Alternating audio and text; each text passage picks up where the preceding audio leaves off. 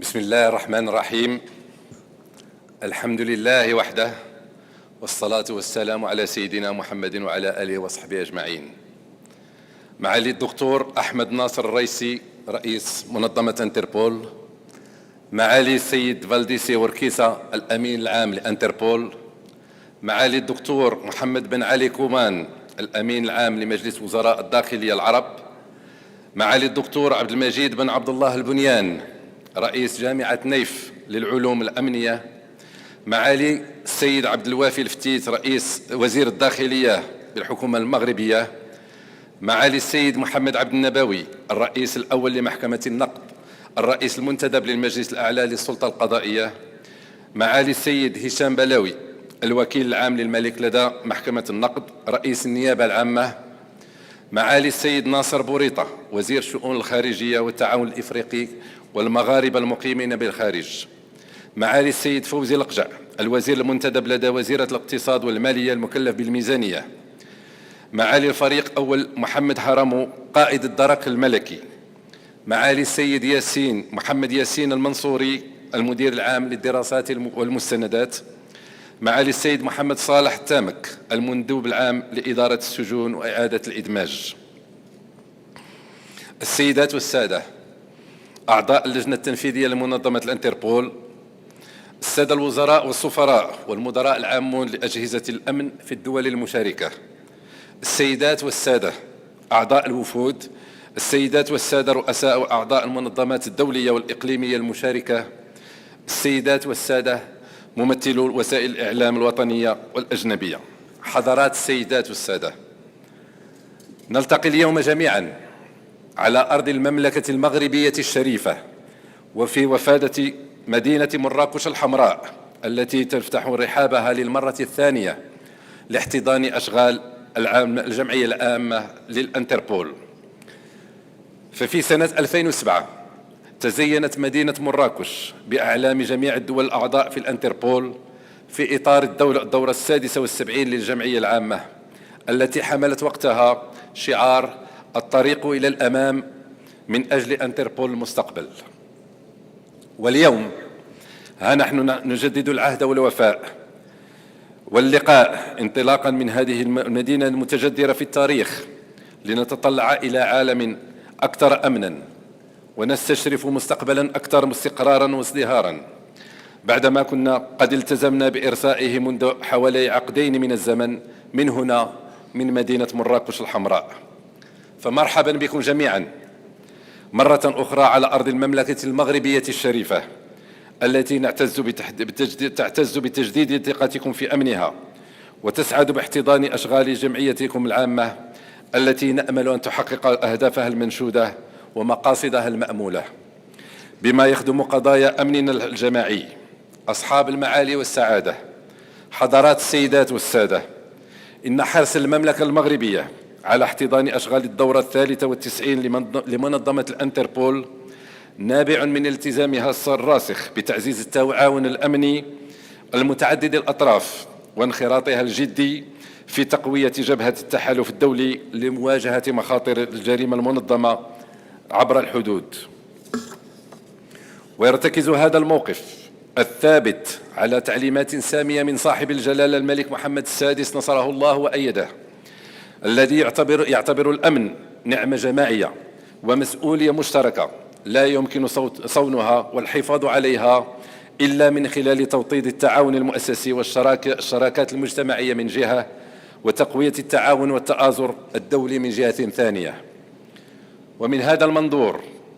انخرطت مصالح الأمن الوطني بالمغرب في بلورة استراتيجية أمنية مندمجة لا ينفصل فيها صون الأمن عن احترام حقوق الإنسان، ولا يتنافر فيها العمل الشرطي مع التواصل الأمني، وأضحى معها مناط الوظيفة الشرطية هو خدمة الوطن والمواطن وضمانة سلامته وأمنه. ولأن التحديات الأمنية باتت تتجاوز الحدود الوطنية بسبب امتداد البنيات الإجرامية الافتراضية وترابط الكيانات والشبكات الإجرامية وبروز الأخطاب الإرهابية الجهوية، فقد أصبح لزاما علينا خلق بنيات أمنية مشتركة وغير قابلة للتجزيء تساهم فيها أجهزة الأمن ومصالح الشرطة الوطنية بتعاون معكم ومحكم وتنسيق وثيق مع الانتربول وسائر المنظمات الإقليمية ذات الصلة. فتحقيق أمننا الجماعي يفرض تطوير مؤسساتنا الأمنية الوطنية وتحديد آلية اشتغالها لتكون في مستوى تنامي انتظارات المواطنين من المرفق العام الشرطي، كما يقتضي أيضا توطيد آليات التعاون الدولي وتكثيف المساعدة المتبادلة بين الدول. فإذا كان الإجرام المنظم والتطرف العنيف لا يعترفان بالحدود ولا يتقيدان بنطاق جغرافي معين، فإن الأمن يحتاج بدوره إلى ارتباطات عضوية وامتدادات إقليمية ودولية يكون بمقدورها التصدي الناجح للامتدادات الجغرافية للجريمة والإرهاب. ولا يمكننا تحقيق هذا الأمن الجماعي المنشود بدون شراكات أمنية قوية وبدون تعاون عادل ومتكافئ بين الدول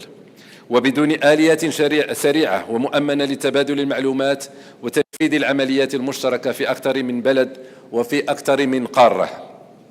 أصحاب المعالي والسعادة، حضرات السيدات والسادة، يضطلع الانتربول بدور محوري في تيسير التعاون الأمني الدولي وفي تقوية آلية التعاون الشرطي المتعدد الأطراف وفي تجسير الروابط والعلاقات بين أجهزة إنفاذ القانون في مختلف الدول الأعضاء. لكن تزايد التهديدات والمخاطر الأمنية وبروز أنماط إجرامية جديدة بفضل إساءة استخدام التقنيات والتكنولوجيا الحديثة والجديدة يضعان على الانتربول والأجهزة الأمنية الوطنية مسؤوليات مضاعفة وأعباء جسيمة. فإذا كنا نتطلع جميعا إلى انتربول المستقبل من أجل عالم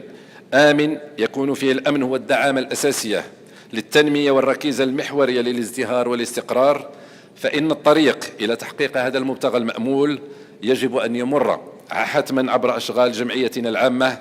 التي تلتئم اليوم بمدينة مراكش الحمراء. ومما يدعو للارتياح ويعزز طموحنا المشترك من أجل مستقبل أكثر آمنا هو مواكبة أشغال الجمعية العامة الحالية للانتربول للتحديات الأمنية الجديدة واستشرافها للمخاطر غير النمطية المستجدة. فإطلاق قدرات شرطية عالمية جديدة للانتربول وتعزيز حضوره الإقليمي وأثره العملياتي، تشجيع الدول على التصديق على اتفاقية الأمم المتحدة لمكافحة الجريمة السيبرانية، كلها مواضيع موسومة بالراهنية وتدفع نحو مزيد من التآزر الدولي لمكافحة الإجرام السيبراني الذي أضحى يشكل اليوم صورة من صور الحروب الهجينة التي تستهدف تقويض الدول وزعزعة أمنها واستقرارها. كما أن تخصيص حيز مهم لمناقشة دور المرأة في العمل الشرطي بغرض استخلاص الدروس في القيادة من أجل إحداث تغيير فعال في المنظومة الشرطية هي مبادرة متميزة تكرس مقاربة النوع في العمل الأمني، خصوصا في ظل النجاحات الكبيرة التي بصمت عليها النساء الشرطيات في الممارسات العملية والعلمية حتى في الوضعيات الأكثر تعقيدا وخطورة. أصحاب المعالي والسعادة، حضرات السيدات والسادة، إننا في المملكة المغربية الشريفة واثقون من نجاح أشغال الجمعية العامة الحالية للانتربول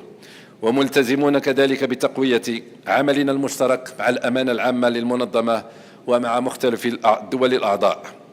وهذا اليقين بالنجاح والالتزام بتدعيم التعاون هو نتيجة قناعة راسخة ومواقف ثابتة تنطلق من اقتناعنا الصميم بأن الأمن هو تكلفة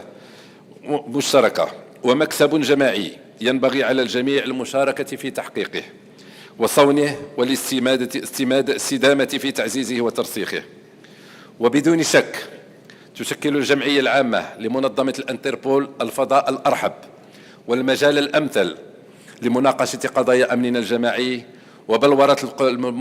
المقاربات الفضلى لحماية وصونه وتعزيزه. وبهذه المناسبة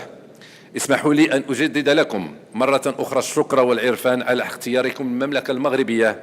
متمنيا لكم النجاح والتوفيق والسداد في أشغالكم التي نراهن عليها من أجل تعزيز أمننا المشترك. وخير ما أختم به كلمتي هذه هو قول الحق سبحانه وتعالى في القرآن الكريم: يا أيها الناس إنا خلقناكم من ذكر وأنثى وجعلناكم شعوبا وقبائل لتعارفوا إن أكرمكم عند الله أتقاكم إن الله عليم خبير. صدق الله العظيم، والسلام عليكم ورحمة الله تعالى وبركاته.